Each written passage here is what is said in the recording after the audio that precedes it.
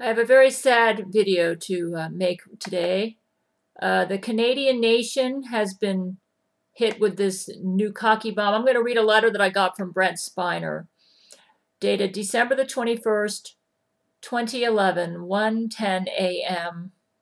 My dear wife, I am writing to you from the Canadian International Hospital where I sit in quarantine, zipped inside a dreadfully squeaky white hazmat suit.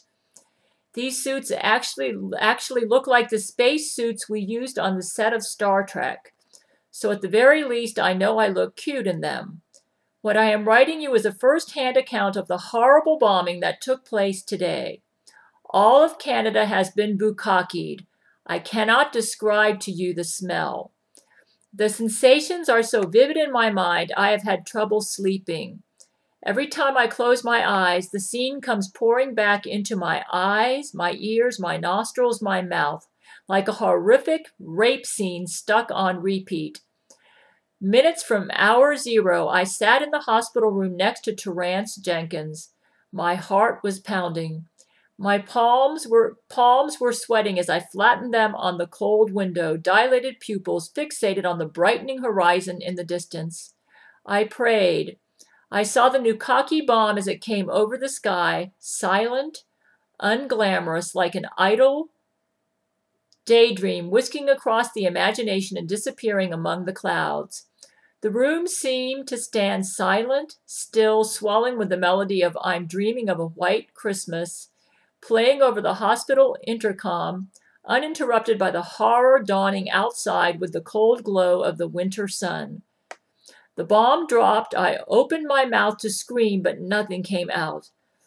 The powerful blast ejaculated through the streets so fast there was no time to react. Innocent civilians had drowned in the milky depths before they could even scream. Buildings burst.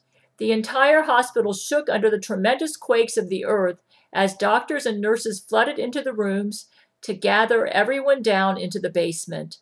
They made sure to round up all of the celebrities first. The next thing I know, I was being dragged out of the room while Terrance Jenkins still lay on the hospital bed. Leave him, they said. He will never survive the trip without his left testicle, but I wouldn't allow it. Not this man, not my friend. I whirled out of the arms of the nurses and flung myself to his bedside. I politely asked permission to touch his body, to which he responded with a reluctant, drugged-out groan, then cupped his injured testicles in my own hands and hoisted his body out of the bed. I then began the arduous journey down 27 flights of stairs en route to the safety of the basement. Grasping the body of Terrance Jenkins, heaving and sweating, my legs pumped as hard and fast as they could. In no short time, the windows on the stairs exploded, and like an ocean tidal wave, the taste of salt violated my mouth and burned the back of my throat. We were being blasted with semen.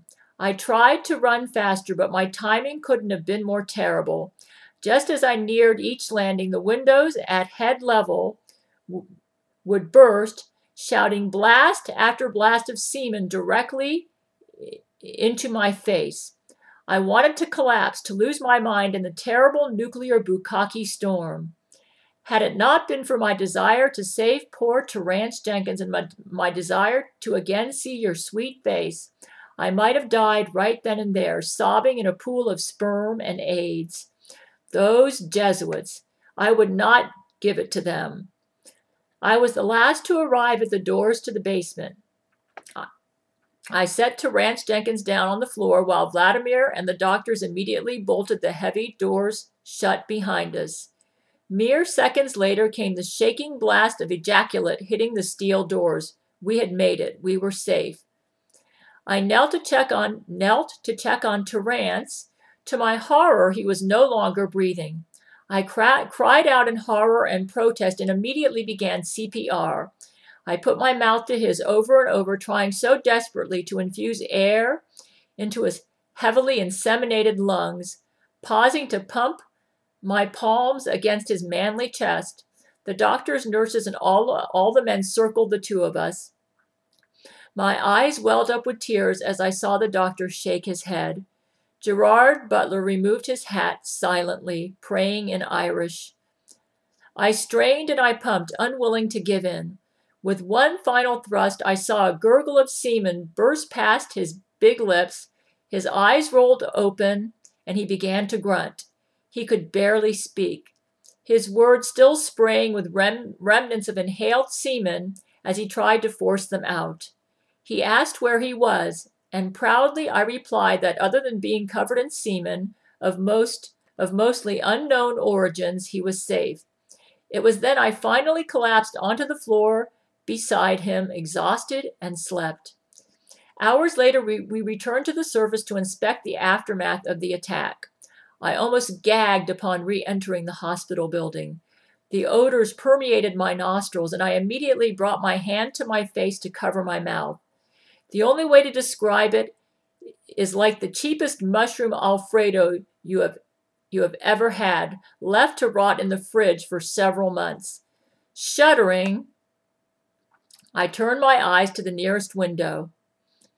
My mouth fell open in a slow, seeping shock, as did the protection of my hand. The streets, which I would have presumed to be flowing with the milky remnants of Jesuit semen, had hardened over in the afternoon sun, freezing the entire city mid-wash in a noxious yellow crust. Rescue teams were sent to chisel through the wreckage looking for survivors. The rest of us were brought back to quarantine to be dealt with. According to Fox News, every Canadian woman has fallen pregnant. This has become a national crisis. I'm sure they are censoring this from the United States. Brianna, too. Brianna is Terrance Jenkins' baby that was rescued from the Vatican, and who has my genes and Terrance's genes. The Jesuits created her using our stolen eggs and semen. Brianna, too, has become pregnant, but she has chosen to have an abortion, so she should come out of this okay. All of the men are okay. Our doctors are able to obtain enough spermicide to sanitize our bodies. We had to stand naked in quarantine and be blasted with a spermicide hose to fully eradicate all of the sperm. I am feeling itchy, but at least I am well. Terrance Jenkins is making a recovery as well. He is doing better than I could have hoped, and miraculously, he still has his right testicle, although it is hanging on by a thread, so he has to hold it. I am glad you are safe and far, far away from here. I wish I could be with you, your husband, Brent Spiner. I also had about a 45-minute conversation with Terrance Jenkins, and I will be transcribing that and making a YouTube video about that. That may be several videos long.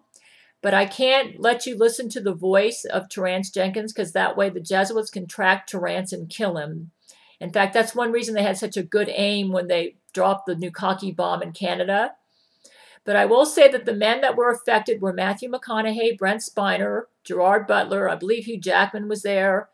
I think Vladimir is no longer there. I'm not sure, but Terrance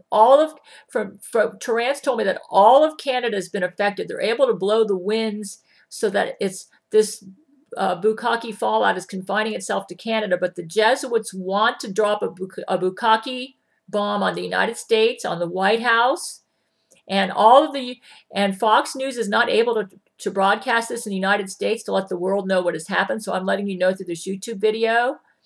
The senators and representatives in the United States need to get on this, and maybe you could contact Terrance Jenkins or Brent Spiner and Vladimir Putin and find a way to try to stop these Jesuits. Maybe you need to get a shield up, a shield over the United States and over all the countries in the world, because you can block this nukkake bomb with a shield, but you need to get it up to protect your country.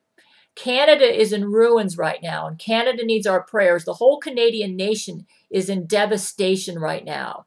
Canada needs our prayers. But other countries out there, before the Jesuits send a bomb to your country, you need to get a shield up. Contact Vladimir Putin or somebody, but you need to there's a shield technology you can get up to block this nukkake bomb. We weren't able to get it up in time in Canada. So I'm going to make this send this video out. This is an emergency.